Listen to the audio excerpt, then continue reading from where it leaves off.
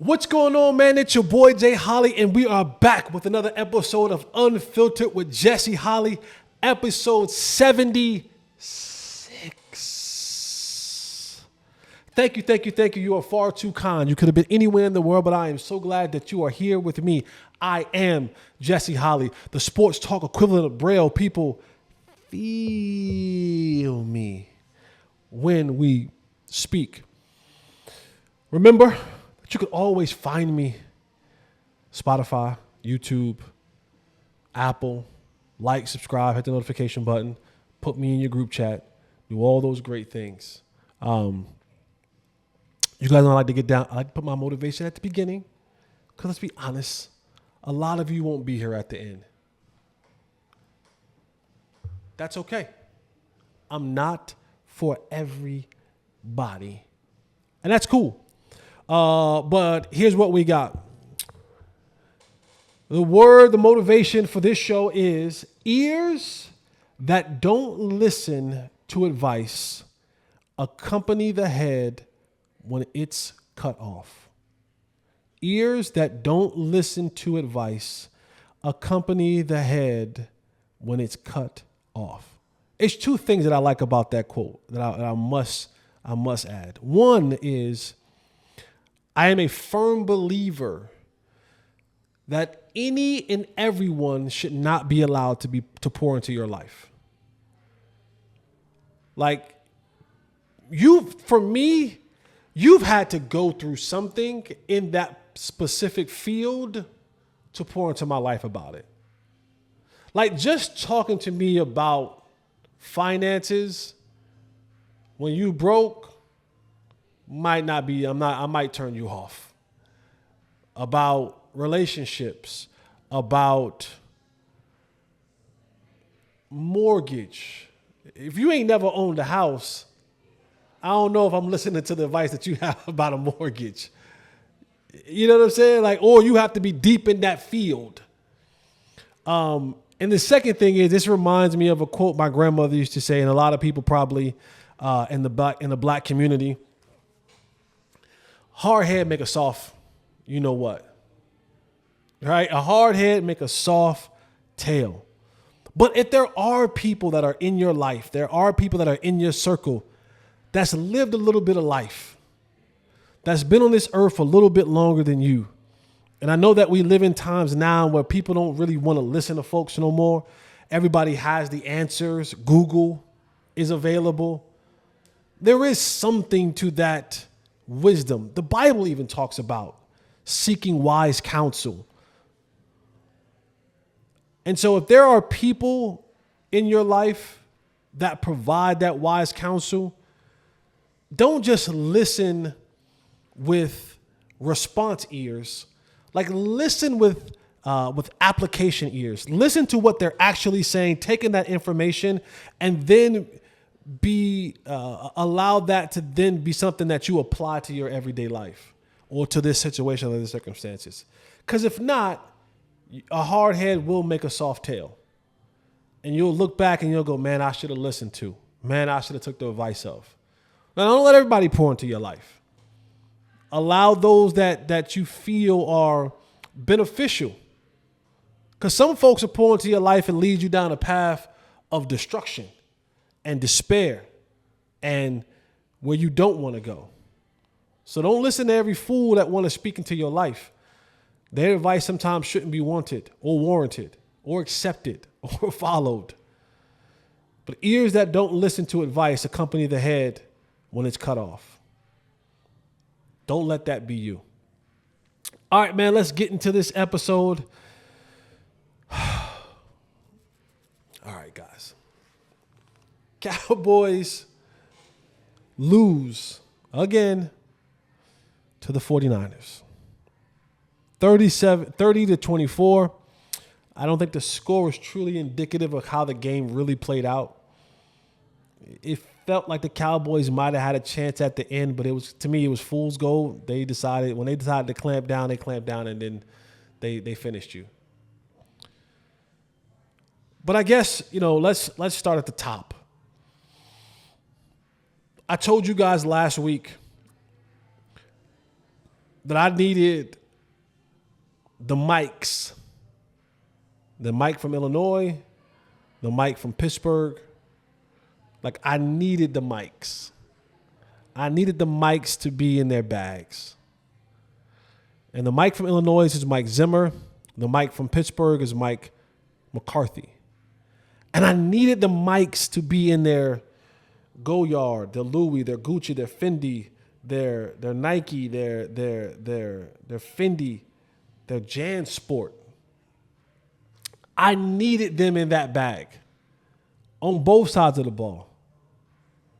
And they both said, how about a hefty bag? How about a trash bag? They didn't even give you, not even a hefty, because hefty is too good of a bag. You know, again, I'm gonna go back to cultures. You know, in my house and how I was raised, you know what your bathroom garbage can?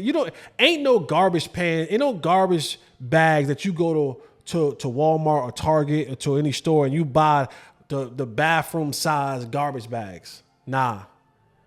You take that old grocery bag from Kroger, from ShopRite, from Tom Thumb, from Whole Foods. You take that old school grocery bag and you fop, and you put that in the bathroom trash can as your liner. That's what Mike's in them, bro. Mike and them. Mike and Mike. Michael from Illinois and Michael from Pittsburgh. What is frustrating to me is that you had a week. You come out of the bye week. You had essentially 2 weeks to prepare for this football team. And let me put that on pause for a second before we even get to that part. Another story that will create a distraction for this football team. No, not that story. We'll get to that story. Coming into this week of the San Francisco game, there was a lot of talks on Dalvin Cook finally being activated and elevated from the practice squad. And I had the question. I said, okay, you're bringing up Dalvin Cook. Cool. What does that look like on game day? Because I don't know if y'all know this or not. This is 2024, not 1994. Bringing up Dalvin Cook because Rico's your starter. Zeke's your backup. Hunter Lipke's your all-around, fullback, halfback, tight end, special teams guy. I consider him a part of the running back room. And you were bringing up Dalvin Cook. I don't know the last NFL team in the year of 2024 that was carrying 4 running backs on game day. Just aren't doing that. So with that, I pose the question is, who's not getting a jersey? Because it's different from being the 53-man roster, which is fine. Deuce is on the 53-man roster. But on game day, for those that do not know, on game day, there's only, out of the 53, only 48 get a game jersey. Not all 53 dress out. 48 dress out. So with the injuries that happened on defense, I was thinking to myself, okay, this is an interesting proposition. Are they going to go short somewhere else? Maybe take a receiver away, maybe take a linebacker away or DB away or whatever? Because I thought to myself, Hunter Lipke, Rico Dowdle, Dalvin Cook, Ezekiel Elliott. Rico's your starter.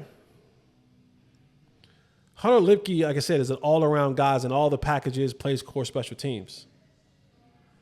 You're bringing up you're bringing up Dalvin Cook, which means that you would have to probably DNP Zeke, which would ultimately, by just process of elimination, create a new story of public admission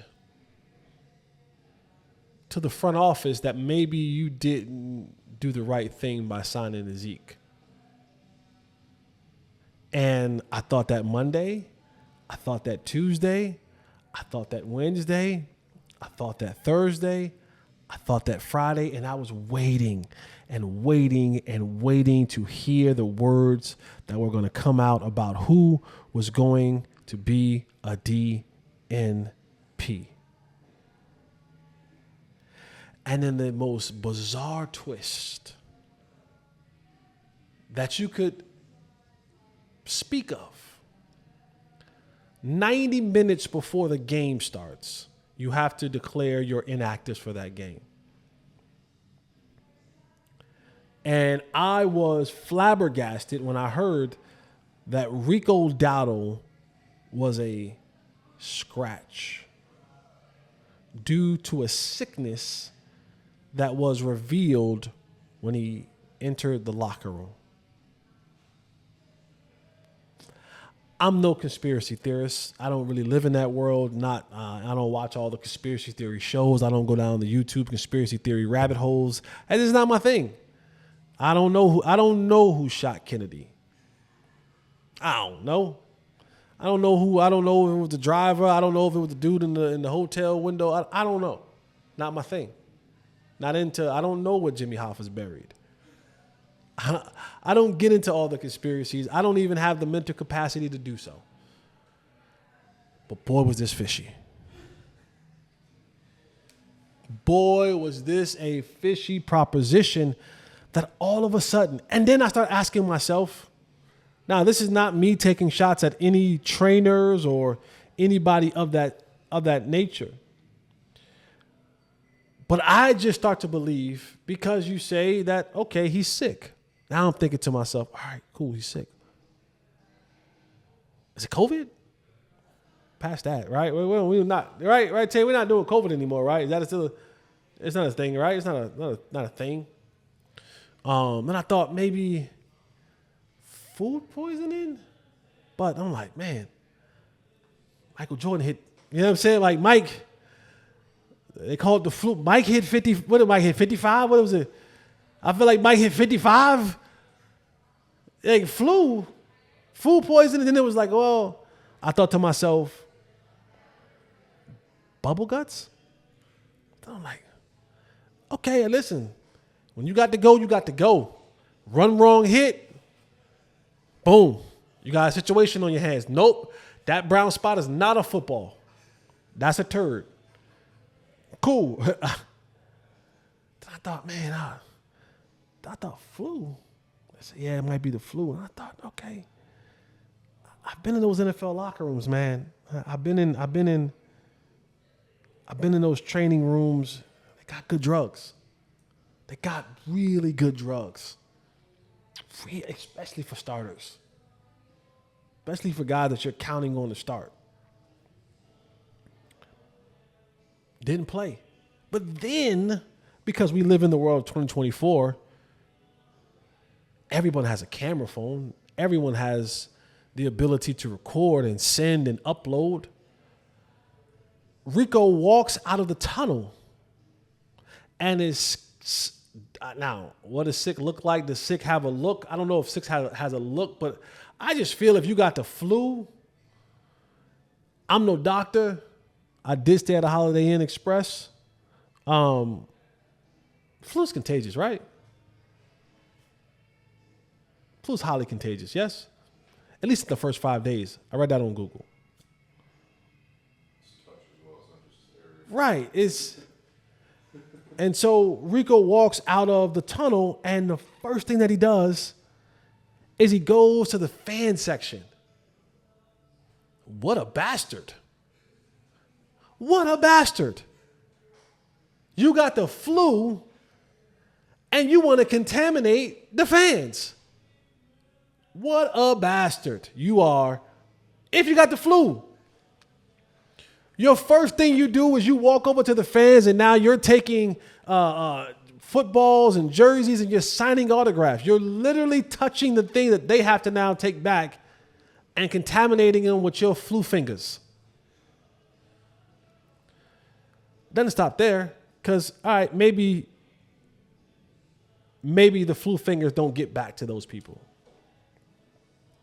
You then proceed to be on the sideline, breathing and touching and talking and lip spitting around your teammates. If you just contracted the flu, because no one talked about the flu all week long. So if you contracted it day of, is it at its height of contagibility? Is that a word? I don't even know. Contagibility. It's a word right now. It's contagibility. Very contagible. Highly contagible. That's why I'm like, and while most of you are probably asking yourself when you looked at Rico, whether he's sick or not, whether he should play or not, valid question. My question for Rico, though, was another valid question. Hey, man, who reattached your locks? Because you had a haircut 2 weeks ago, 3 weeks ago. You was rocking a little fro. And I'm not saying this to hate. I'm saying this because I might need to connect it. Because I'm eventually, when I get that long money, I'm going to cut my locks off. I'm going to take a trip to Turkey. I'm going to get that male BBL. I'm going to get that new hairline. And I'm going to let it grow back out. And then I'm going to reattach my locks too. So, Rico, if you're watching this, DM me. I need the number. Because you got your locks reattached. And freshly. So I hope you didn't give her the flu either. But then when you get into the game, and I mean, I just have to be honest with y'all, man. Cowboy football is bad. It's a bad brand of football. And not only is it a bad brand of football, it is a bad brand of football that has no hope in sight to get better. They just don't have the players. You know what was a telling sign that was just, I scratched my head? And I'm going to tell you when I knew the game was over for me. A telling sign that you just have bad players. When you do Sunday night or Monday Night Football, cool thing happens. If you're a starter, you get a chance to go up there. Jesse Holley, University of North Carolina. Jesse Holley, wide receiver, University of North Carolina. You get to have that little thing come up, right? And it flashes up. And if you guys don't know, Chris Collinsworth, he's like a part owner of PFF and all that kind of the good stuff. So now what happens when you get a chance to go there, you pop up Jesse Holley, wide receiver, Roselle, New Jersey. You know what I'm saying? Shout out to Roselle, 908, baby, Union County. Mozzie Smith pops up. Mozzie Smith, defensive tackle. Is it Michigan University or University of Michigan? It doesn't matter. University of Michigan. Whatever, guys. University of Michigan. Michigan University. And then underneath, it says PFF rankings for D tackles. Under Mozzie Smith's name, it said 119 out of 119. Meaning, he is the worst defensive tackle in the entire National Football League. My God. And you open up this game, you start the game off with a penalty. And things are actually going decently. You go into the half up 10-6.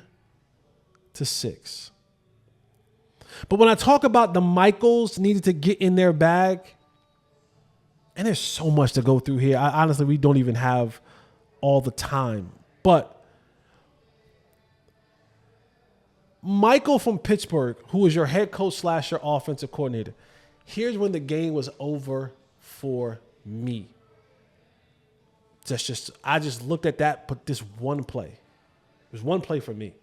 And I was like, we're cooked. It was 3rd and 5. Now you got Zeke. You brought up Dalvin Cook. Hell, you even gave a jersey and a uniform to Lil Tank Tank. Lil Tank Tank, Deuce Vaughn, he was active. It's 3rd and 5.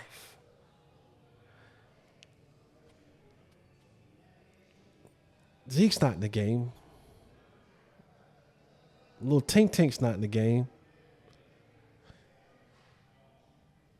Cook's not in the game. It's your fullback / tight end / special teams guy, Hunter Lipke, is standing next to your quarterback in the backfield. It's 3rd and 5. And you hand the ball off to Hunter.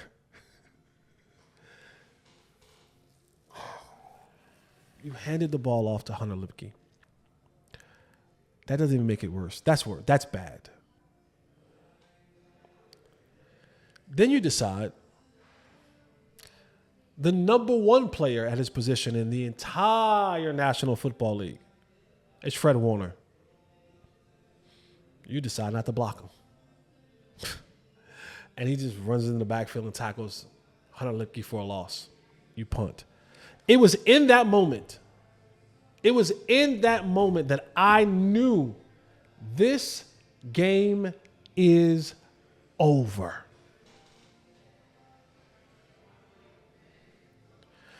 It was in that moment that I knew Michael from Pittsburgh is incapable of putting together a game plan that is going to be good enough to beat Kyle Shanahan. It was in that moment. And I know you're saying, that was early in the game, Jesse. Been around this game a long time. Played it, covered it, watched it, studied it. It was in that moment I knew this game was over.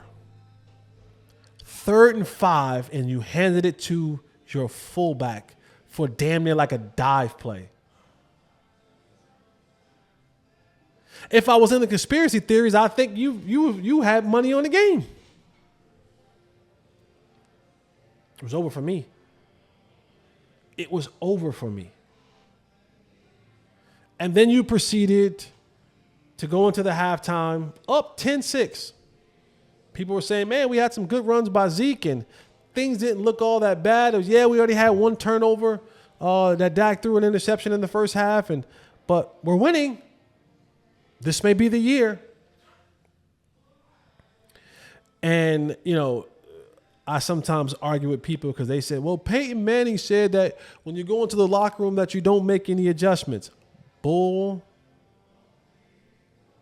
S. Because Kyle Shanahan and company went to that locker room at halftime and said, hey, y'all warmed up? Y'all ready to play now? Yes? Cool, let's go play football. And they put 21 points up in the 3rd quarter. And then that's when the other Michael from Illinois, didn't get into his bag. And I said earlier in that week, I said, for me, if I'm Mike Zimmer, over my dead body, do I let this team run all over me? And I'm going to load the box. I gave y'all guys a stat. I think I gave you guys a stat that the Cowboys were 4th coming into this game. The Cowboys were 4th in the National Football League with loading the box, meaning 5 offensive linemen.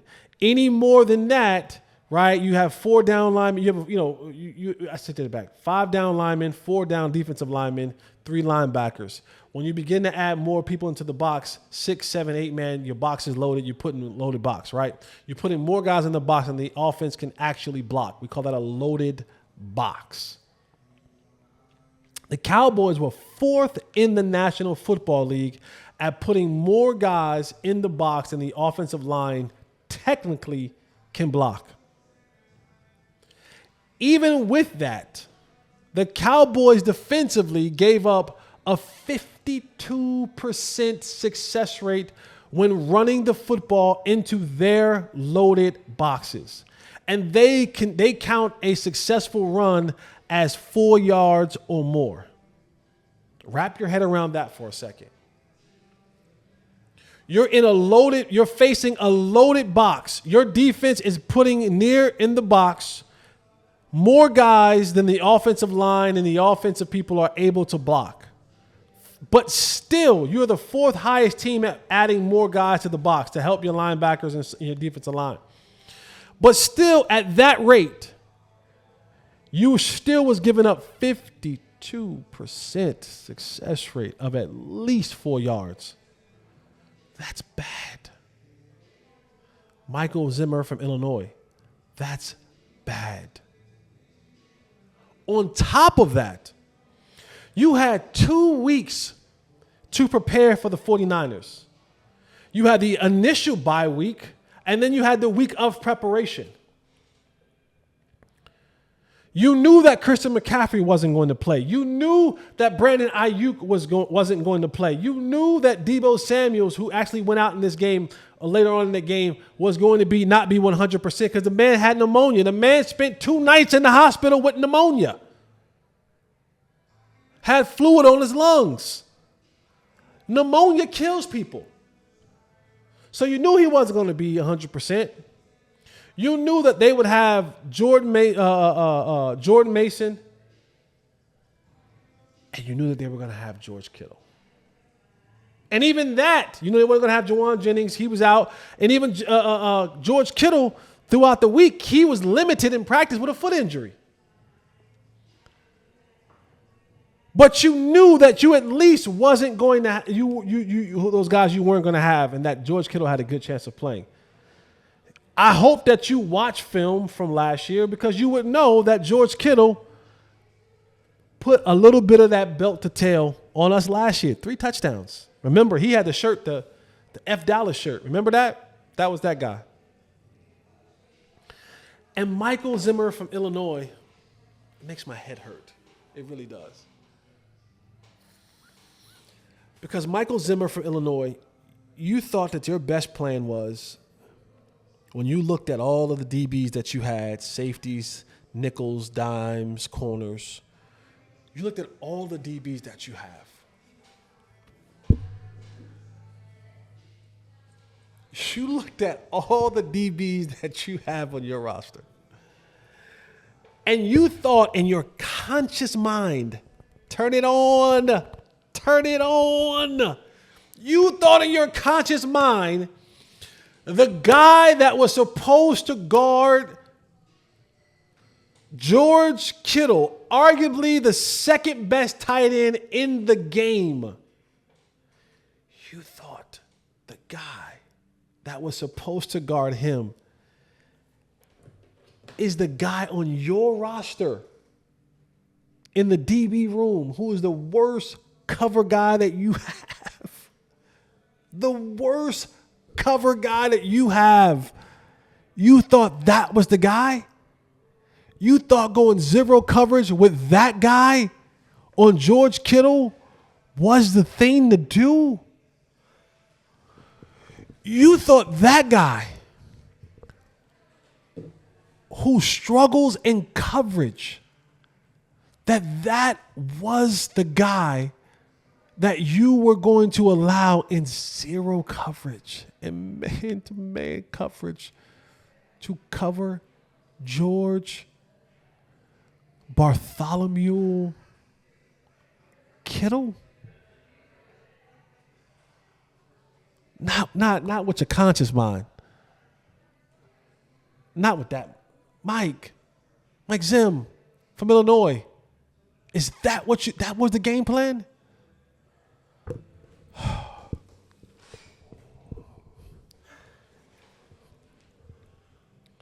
Well, George Kittle then proceeded to go and get 129, 28 yards, 130 yards, and a touchdown on National Tight Ends Day. The one guy that you really should have stopped in the passing game, you thought we're going to go cover 0 with the second best tight end in in football with our worst cover guy. This is the point where I don't even blame Donovan Wilson anymore because he's just giving you what he got. And what he got is not a cover corner or cover safety or cover anything. He's terrible in coverage. You know that, Mike from Illinois. You know that, Michael from Illinois. You set him up. You set him up, Michael. You thought he was going to be able to guard. And then on top of that, you didn't even get pressure to Brock Purdy. He didn't speed him up. Brock Purdy had all the time in the world that he wanted in that pocket. And you had a loaded box. And you sit blitzes and you sit pressure and he's still.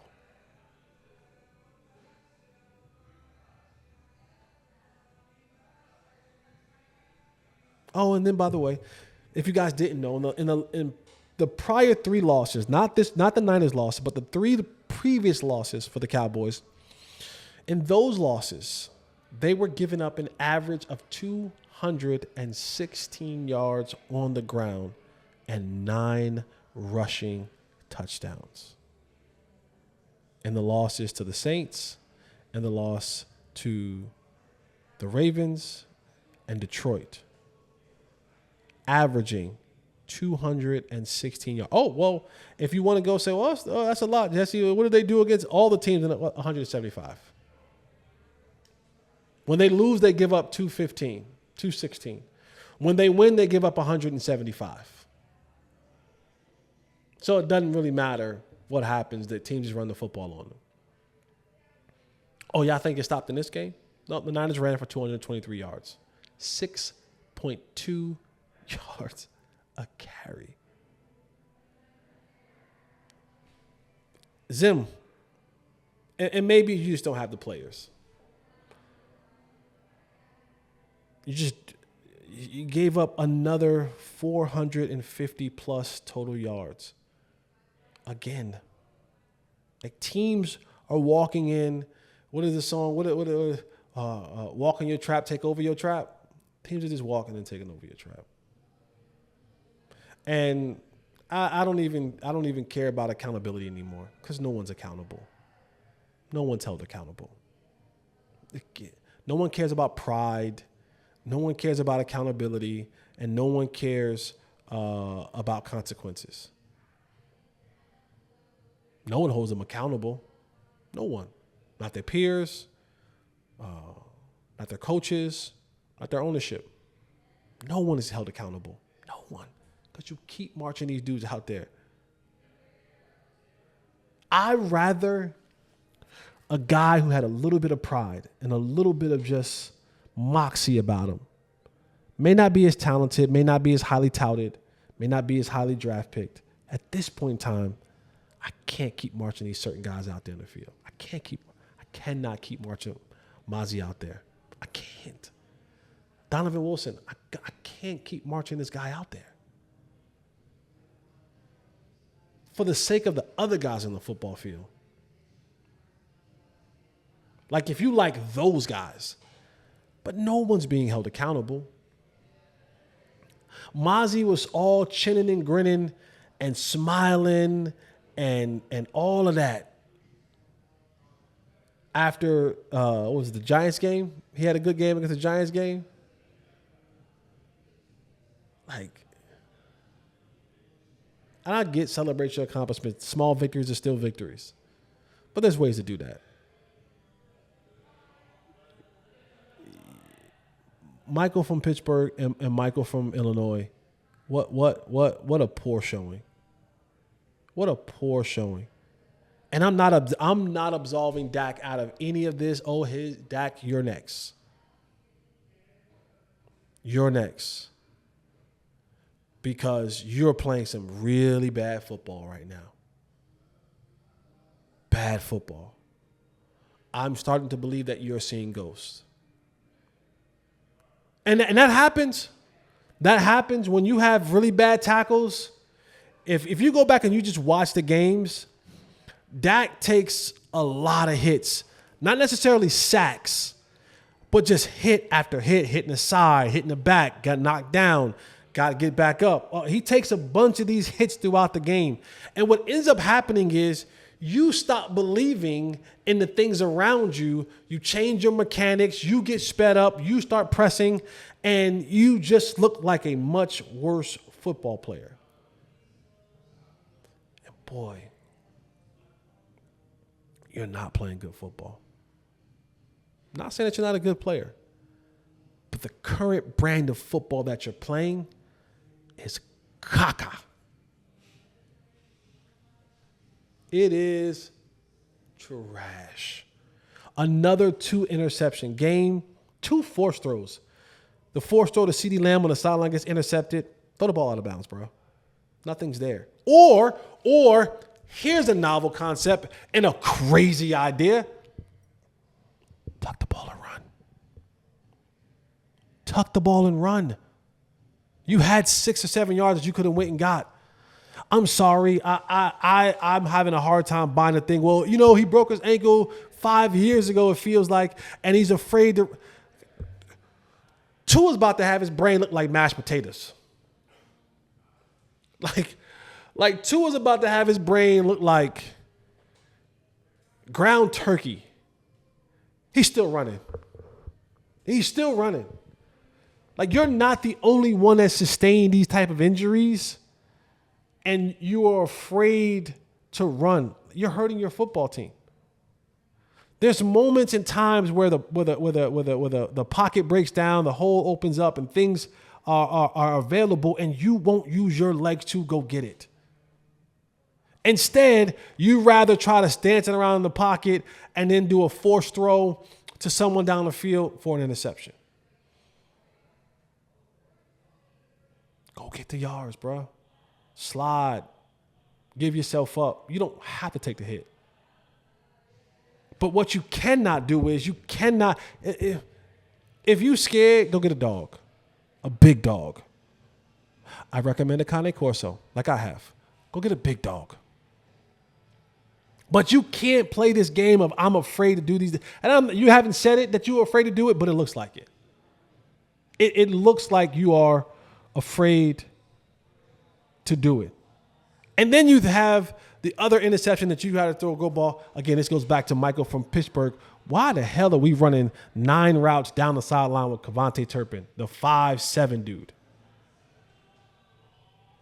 who's a body catcher? Cavante wants to catch the ball with his body.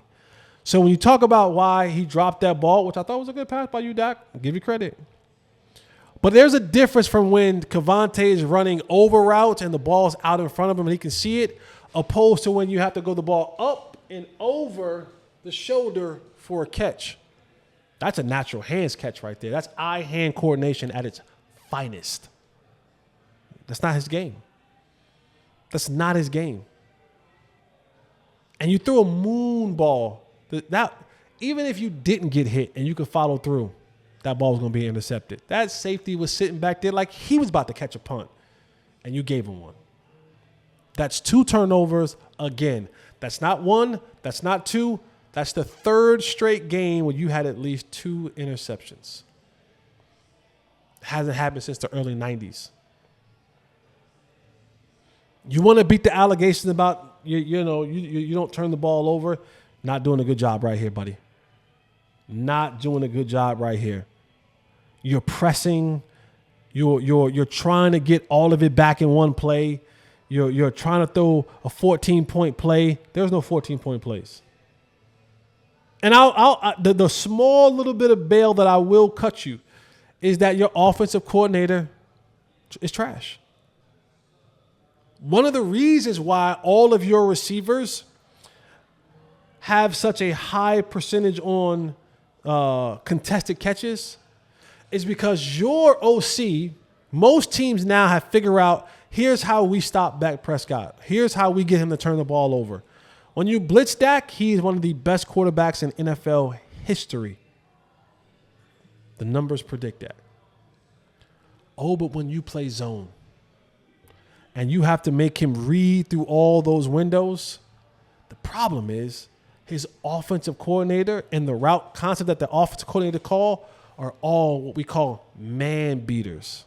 These routes are set up to beat the defenders in man-to-man coverage, not to beat them in zone coverage. Yeah, you may win some of them in zone coverage, but ultimately it leads to the tight window throws. It leads to the tip passes. It leads to you getting the ball intercepted. But the ball leaves your hand last. So despite what Michael from Pittsburgh may call, the ball leaves your hands last. And those 2 interceptions that you threw in that game, That had nothing to do with nobody else but you trying to force the ball into a play. And it should have been 3 interceptions. You lucky Fred Warner tipped it. Because if he didn't tip it, Lenore was going to intercept it. You threw it into triple coverage.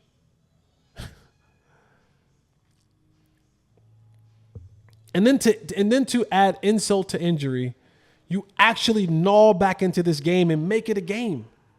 And you have the ball with the opportunity to win the game. And you throw in the triple coverage that should have been intercepted.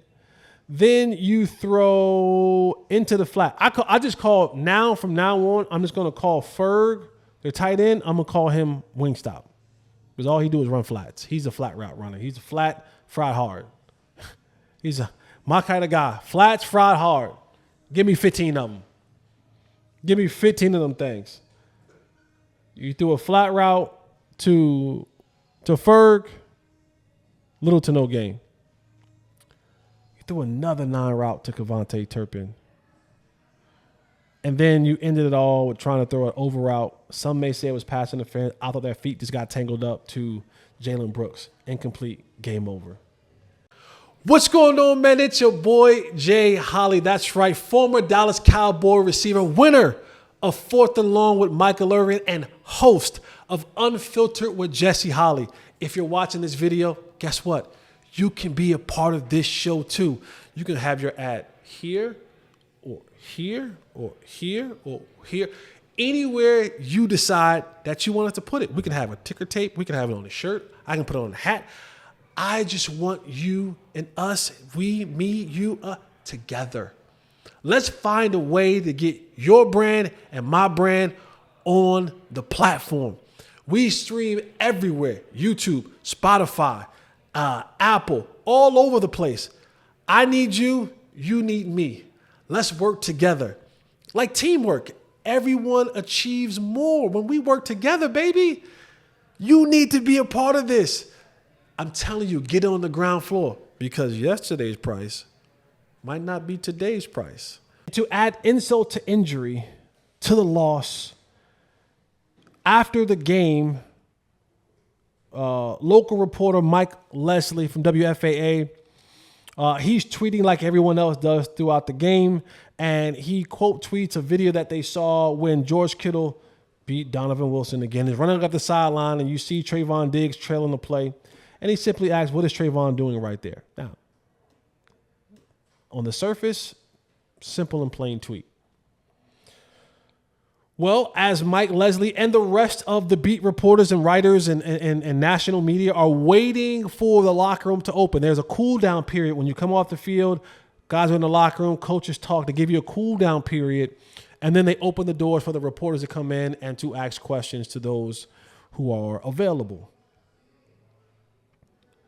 Well, as they're waiting, out of the locker room comes one Trayvon Diggs, still in full uniform, minus his helmet, but still in shoulder pads and cleats and pants, with his phone in his hand. And he's like pressing Mike Leslie about a tweet.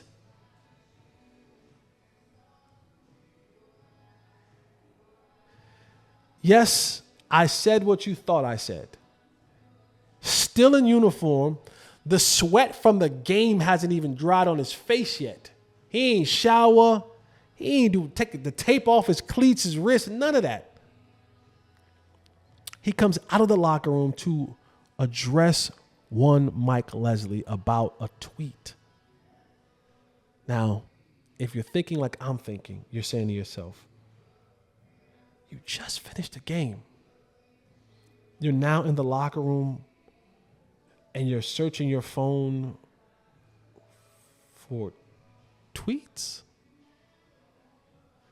Now, to give you some backstory and some perspective of that, talk to some guys that were in the locker room, and they said, well, he wasn't searching out his name, so they say.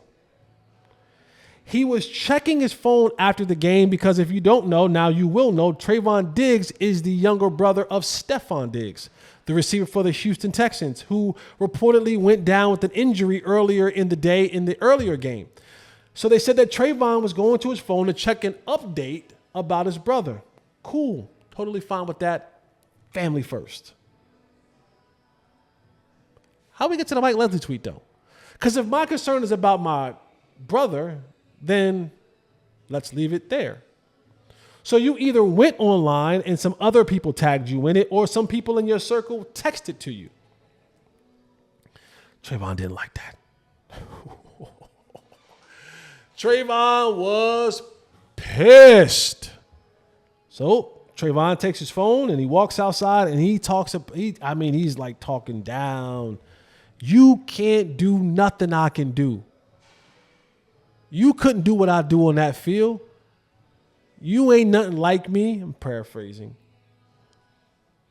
Then he said, is that what you took from that play? I told you this was a play where George Kittle caught an over route on Donovan Wilson up the sideline for a big gain, almost scored the touchdown. Trayvon Diggs, in his defense, is actually guarding a guy that he's supposed to be guarding him, doing the right thing, eliminating him from the play, and now he's trailing the play, trying to not allow George Kittle to cut back. And he ends up pushing George Kittle out of bounds around like the 3 or 4 yard line, 2 yard line, whatever that was. And Trayvon is going off. And then the crescendo of it all, this was fantastic.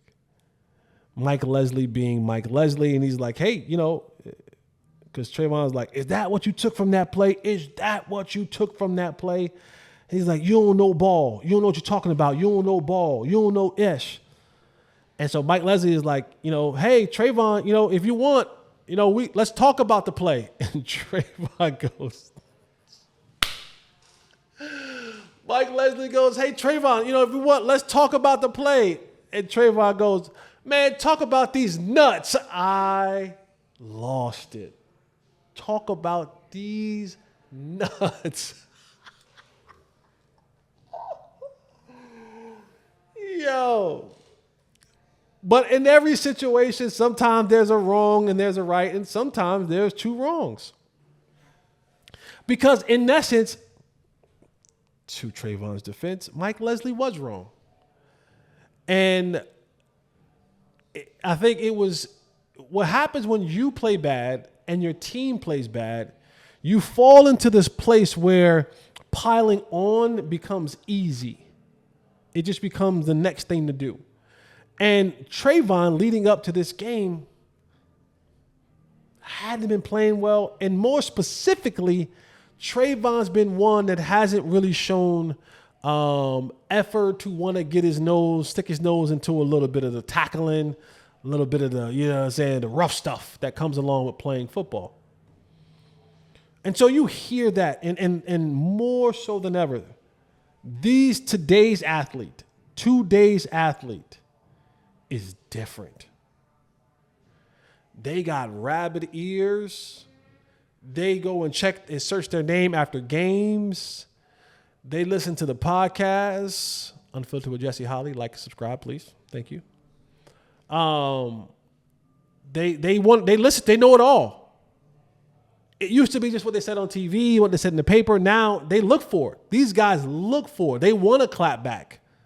They want to they're rabbit ears and they're sensitive. Sensitivity. They Ralph Trevon. And Trayvon ain't the only one. But I feel like the piling on that's been happening against Trayvon was a little bit of frustrating. It gets to you a little bit, especially when you have rabbit ears and you hear everything. You want to hear everything. And to Trayvon's defense, he probably was like, damn, dude. Damn, Mike Leslie. The one time I'm actually doing the right thing, you want to peg me for doing the wrong thing. And that's why he said, is that what you took from that video? Is that what you took from that play? Because in code word, he was saying, nah, 7 is not who you should be worried about in that play. 6 is. The guy wearing number 6 is who you should be talking about. What is that guy doing? That's what you took from that play? I'm guarding my guy. I'm stacking the guy so that the cutback doesn't happen. I'm trying to prevent George Kittle from putting his foot in the ground, hitting the brakes, and coming back inside. Now, would I have made a tackle if he cut back? I don't know. Maybe, maybe not. But Trayvon is right. Is that what you took from that clip? And Mike was wrong. If he was trying to insinuate anything about that clip, he was wrong. Trayvon was in the right. But Trayvon also was wrong because you don't come out of the locker room.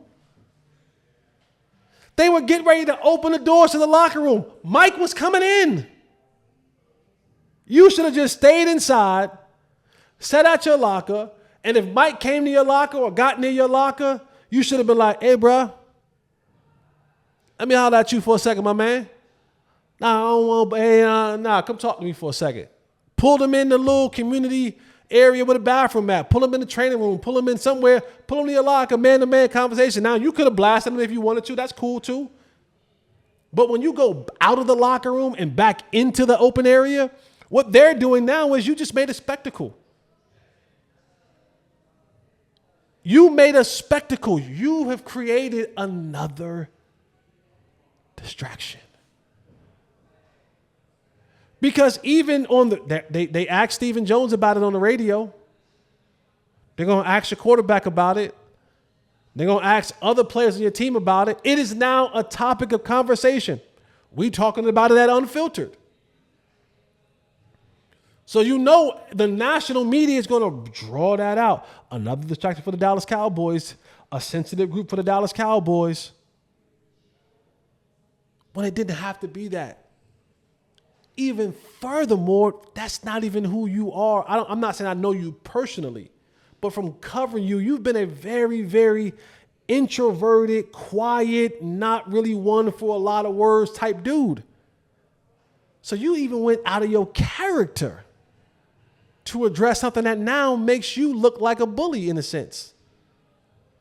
Because most fans won't know that Mike Leslie was actually wrong in what he was trying to insinuate.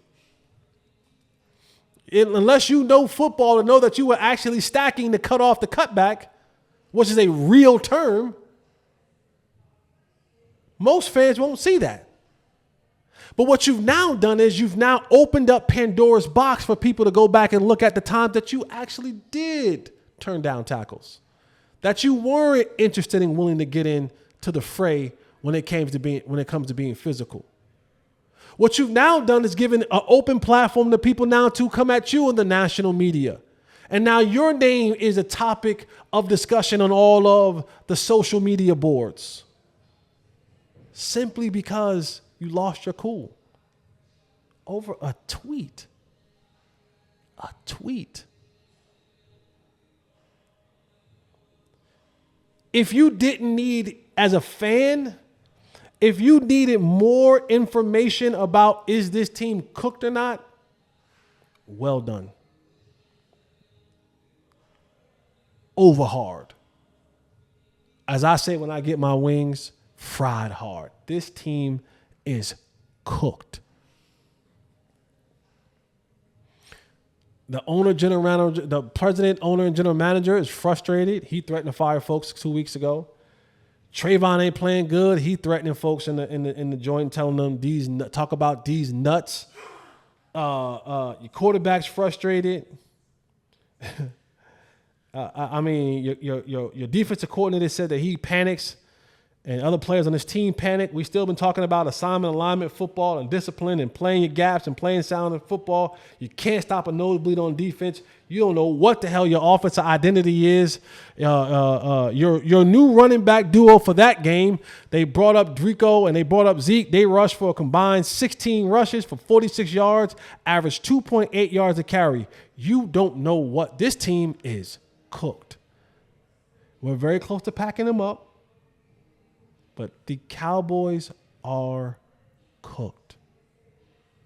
Sauteed, fried, broiled, smoked, barbecued, reverse sear, boiled, air fryer, toaster, microwaved. Roasted over an open fire. cooked. And they have the potential to lose to Atlanta, the next game, lose to Philadelphia, the game after that, lose to Washington, the game after that, and Houston. Y'all pray for y'all Cowboys. All right, because they need it. All right, man, let's get around the sports world. I'm gonna breeze through this because I spent a lot of time on the Cowboys and I spent a lot of time on this one. Hands down, one of my favorite players in NFL history. He is so intentionally funny, and nothing brings me more joy than to watch him win. Jameis Winston got the start. Deshaun Watson tore his Achilles. He got the start, and he won. Jameis Winston won. And in Jameis Winston fashion, they're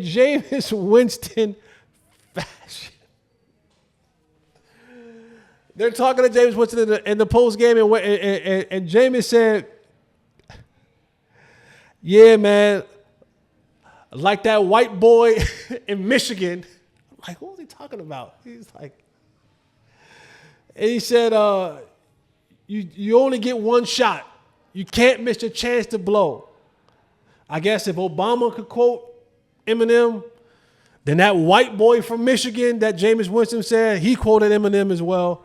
Jameis Winston is 1-0. He got the second win for the Cleveland Browns. I cheer for Jameis Winston to win in life and everything. He is just a genuine funny dude, man. And in 6 of 7 games between Joe Flacco and Jameis Winston, dating back to last year, they had 300 yards passing. You wouldn't want to take a guess about how many games that Deshaun Watson has had 300 yards passing since he's been a Cleveland Brown. Any number that doesn't start with a Z is a wrong number. I don't know how many numbers you know, but I only know really one number that starts with a Z. There's your answer. So shout out to Jameis Winston and getting his first win of the season. Football was drunk on Sunday. I mean drunk on Sunday. And if you were watching the Washington Commanders take on the Chicago Bears, the battles of the not number one picks, but the first round quarterbacks, Jaden Daniels versus Caleb Williams, and the game was going back and forth and forth and back and back and forth and forth and back. Chicago gets down to the goal line. I told y'all, football was drunk. Chicago gets down to the goal line, and DeAndre Swift was like doing his damn thing, was playing well. And somewhere in someone's conscious brains, turn on your brain cells. They decided, was it Refrigerator Perry's birthday? Refrigerator Perry was rolling over in his grave. Is he dead? Yes. He was doing flips in his grave. They tried to hand the ball off on a fullback dive to the offensive lineman, and he fumbled.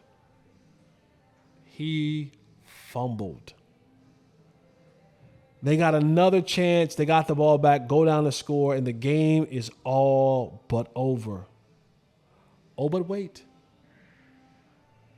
Football is played to the 3 zeros on the clock are showing. He's still alive. I'm sorry. Refrigerator Perry. 61 years old. He was rolling over in his grave anyway.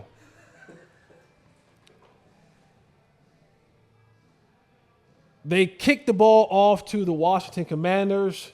A play here, a play there, a play here, a play there. They are now in Hail Mary range. Ball is snapped. Jaden Daniels goes right. He goes left. He goes back right. He goes back left. And he launches a bomb to the end zone.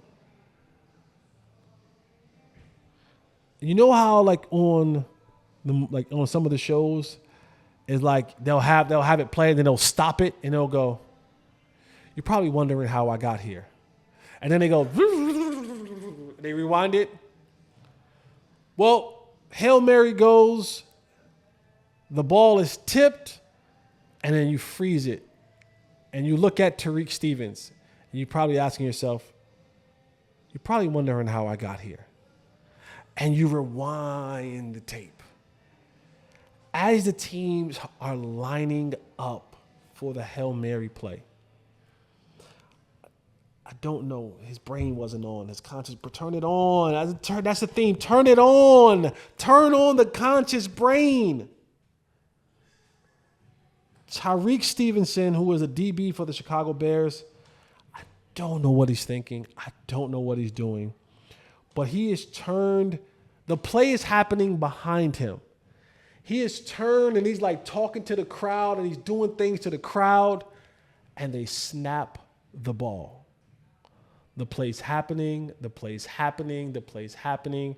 You can see the fans in the end zone where he's standing and facing and talking, all pointing to him to tell him, "Turn around, dummy, turn around." Tyrique Stevens finally turns around and realizes, oh, the play is in motion. Well, that play happens and the ball is tipped, and the receiver from the Washington Commanders, Noah Brown, catches it for a game-winning touchdown. You want to know who tipped the ball?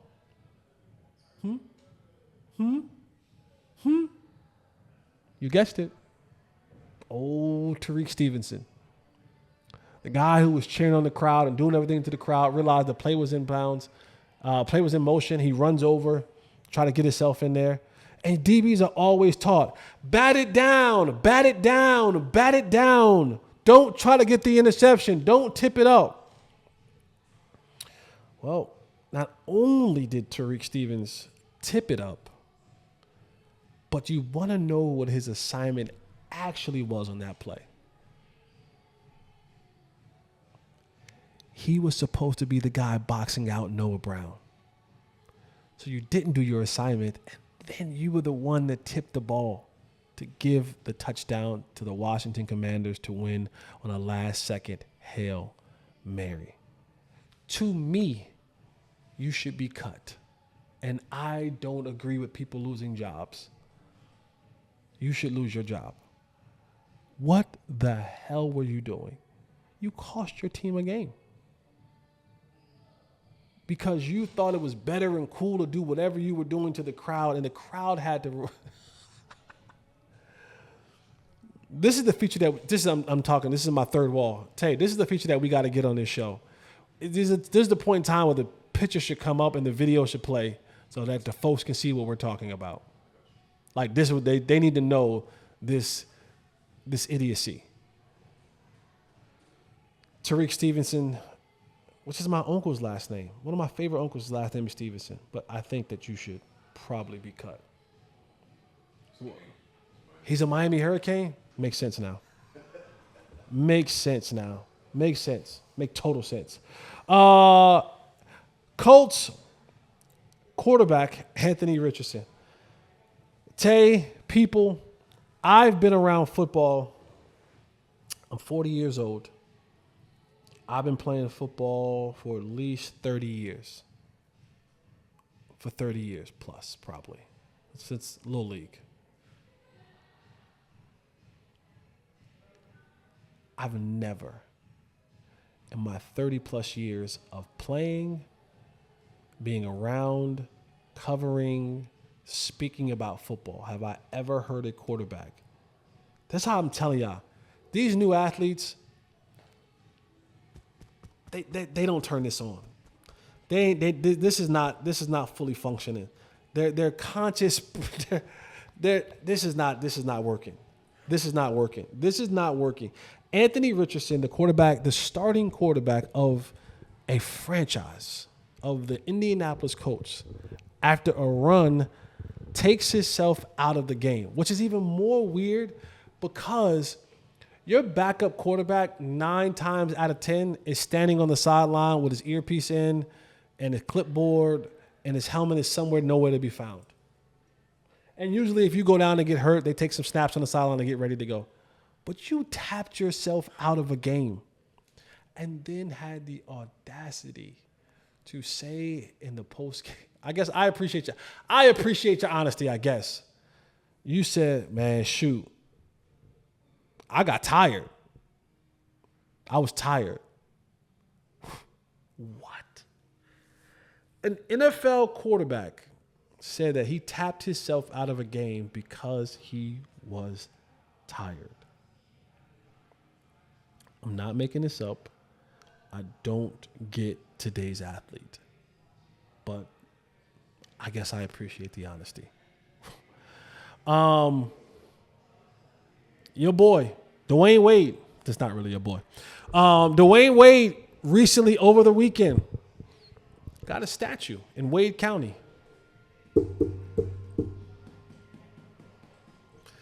Statue revealed for the Miami Heat legend. What was it, three-time world champion? NBA champion? I think three. I think he got three. Two with LeBron, one by himself. One with Shaq, two with LeBron, right? Three-time NBA, multiple-time All-Star. Has he in the Hall of Fame yet? He'll be in the Hall of Fame if he's not already there, whenever he's up for election. Is he in the Hall of Fame yet? Okay, Hall of Famer, NBA champion, all everything. He is Wade County. And they revealed his statue. So this is why we need that. This is why we need that box in the show. Because now you put the box up right now of what Dwayne Wade's statue looked like. And it is taking the media, the social medias by storm. Dwayne Wade's statue was revealed, and I have no clue who it is. At first, I felt bad for Dwayne Wade. And then there's always two sides to a story.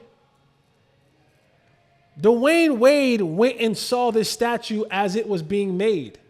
He didn't see the final bust, but he saw the molding of what it would look like, and he approved it. It looks nothing like Dwayne Wade. It looks nothing like Dwayne Wade. And it's supposed to be the iconic pose where he's doing, like he had just hit a shot and he's like walking to the crowd and he's talking about this my house, this my house. It looks nothing like. And of course, you know, the folks on the good old Twitters, they took that and they ran with it. It has become a meme and people making jokes. And I loved it because there was a moment between Dwayne Wade and his son where nothing was said. Only looks, smiles, and nods. But it said everything. It was a picture of 1,000 words between him and his son when they looked at each other and they both looked at that statue and said, "This is caca." It was so bad. It was so bad. And I may never get a statue a day in my life. And I'm okay with that. If it's going to look like what Dwayne. If they do Dwayne Wade like that, who is legitimately Wade County, ain't no telling what they can do to good old Jay Holley and Roselle or somewhere where they might give me a statue. Nah, I'm good. Just put my picture on a plaque or something like that and put me up there. Get my name on a court or a field. Don't make no statue of me if it's going to look like that. Shout out to Dwayne Wade and his family, but that statue was caca. We're packing up. I'm packing up my first team of the year. Pack it up. We're packing them up. And I don't think that I'm going to have to pull them out of the box. I think when I pack this team up, they're staying. Now, let me give you the criteria of packing teams up. Packing teams up right now means that we didn't really have expectations for you. If we didn't have expectations for you at the beginning of the year, then you don't really get packed up. You just kind of get folded away eventually over time. For example, the Jacksonville Jaguars. You should be packed up, but we didn't really have any expectations for you at the beginning of the season. So you sucking is not really a surprise to us. We'll just kind of float you away later on down the line. The Colts didn't have really expectations for you. The Patriots, like these are the teams that we didn't really have expectation for. Oh, but the New York Jets. Aaron Rodgers coming off the injury. We thought that this was going to be a thing. At the time, Robert Saleh was the head coach, Nathaniel Hackett the offensive coordinator. Aaron Rodgers, Mr. Relax, Mr. Ashawasa. Was it Ashawasa? Whatever that drug that he be taking in the dark caves. You thought Aaron Rodgers was about to be a bad, bad man. And that this Jets franchise was on their way to compete for a Super Bowl. That they were going to challenge the Bills and they were going to challenge the Chiefs in the AFC, and they were going to find them way, somehow, some way, into a Super Bowl.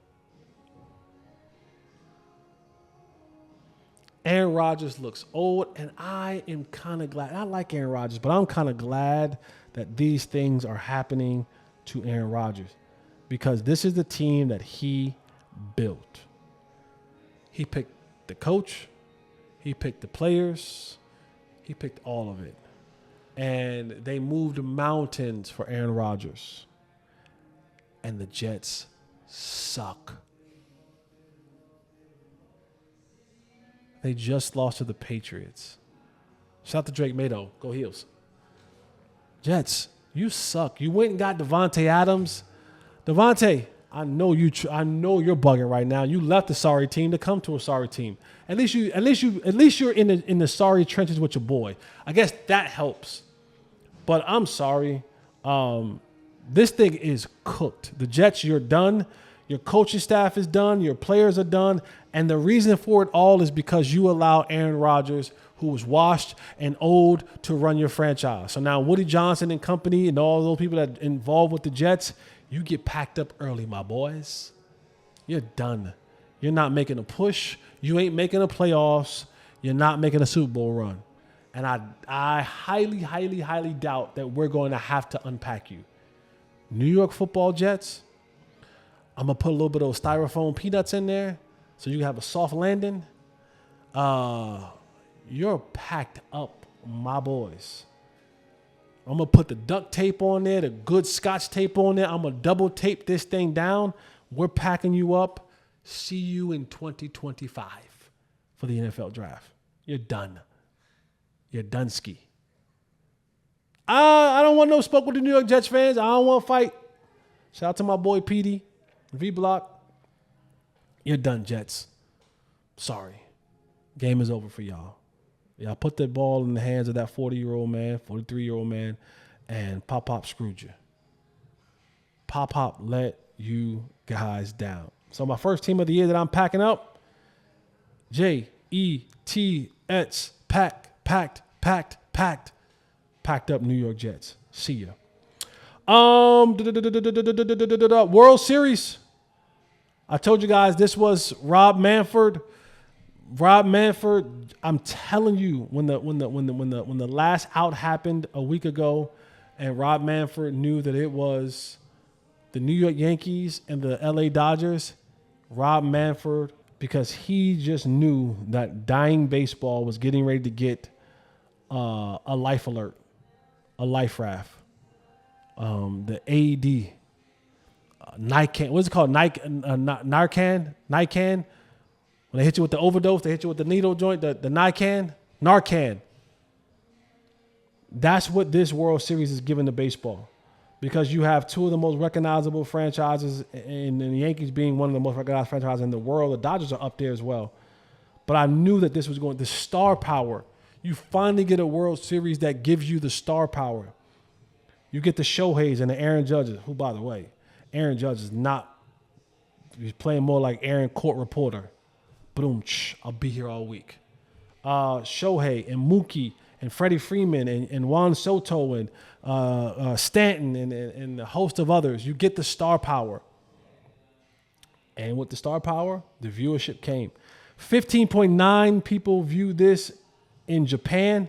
Shout out to Shohei and Yamamoto. 13.8 U.S. viewers for the World Series. You're thinking, well, how does that compare? Well, it's a 62% raise from the D-backs and Rangers World Series a year ago. 62% boost in viewers. This is the most watched World Series in the first two games since the Astro Dodgers in 2010. 17. You got everything that you want in this. I mean, you're talking about combined between the United States and Japan. This is, what is this, second? This is second at 29 point something million viewers. When Japan and the U.S. played in the World Baseball Classic, you guys remember that? They had 34 million viewers. This is second to that. Rob Manfred is excited that the Yankees and the Dodgers, and however it plays out, whether the Yankees win or whether the Dodgers win. Right now, the Dodgers are up 2-0. No matter who wins this all, it's a win for baseball. Baseball finally got a win in this particular situation because of the teams and those teams having the star powers. Both of those teams went and bought the best teams that money can buy for this very reason, and only one of them get a chance to win. Quickly, the Colorado Buffaloes. Prime. Do you believe now? The Shador. The Shador. The Shador. The Colorado Buffaloes are bowl eligible. Right now, with 4 games remaining, the Buffs have 6 victories. And in its second year since Deion Sanders has taken over, the Buffs are bowl eligible. I don't think it's being talked about enough. I think that the world, because of how we took on this whole primetime going to Colorado thing last year, I think that we are a little fatigued on the success of the Colorado Buffalo. I think that the talk should be more grand now than it was a year ago. Like, it's hard to turn around bad programs. It wasn't like Deion walked into Alabama. He ain't walk into Georgia. He didn't walk into Florida State. He didn't walk into Oregon with all the money. He didn't walk into one of these powerhouse programs. He walked into Colorado, who I think had to combine 2 victories in the 2 previous seasons before he got there. And in his second season, he's already at 6 wins with 4 games left, and they're bowl eligible. Man, clap that the hell up. He has worked his way in this transfer portal. He's adapted to the new game of football and winning at it. He has a first-round pick quarterback in Shador Sanders, his son. To me, he might have the Heisman winner on his football team in Travis Hunter. He is, to me, the best college football player in the world right now. That's just my personal opinion. But got to give some love to the Colorado Buffalo, man. Do you believe now? Prime coaching them boys, man. Feel how you feel, but prime coaching those boys. And they got games at they got Utah, Texas Tech, Kansas, and Oklahoma State left on the schedule. Very winnable games. Very winnable games. I mean, if you get 2 out of those 4 left, that's 8 victories. If you get 3 out of the 4, that's 9. You get to 9 wins for sure. If you get to 10 wins, 9 wins, I think you get a New Year's Day bowl. 9 wins, might find yourself in the conversation of getting to the playoffs. I know it might be a little bit much. They're 23rd ranked right now in the country. You run off these next 4. And if you're close to getting to that 12 team, they're going to put you in because you're prime time. You're prime. That's going to bring viewership. So congratulations to the Colorado Buffalo. Their super fan, what's her name, Peggy? Peggy? I think it's Peggy. She's like 197 years old. She just wants a bowl game before she goes. So hopefully she lives to see the bowl game. Hopefully they get a real good one. Like Deion said, Peggy got taste. She want a bowl. Peggy? Yeah. He said Peggy want a bowl. He ain't talking about Manute.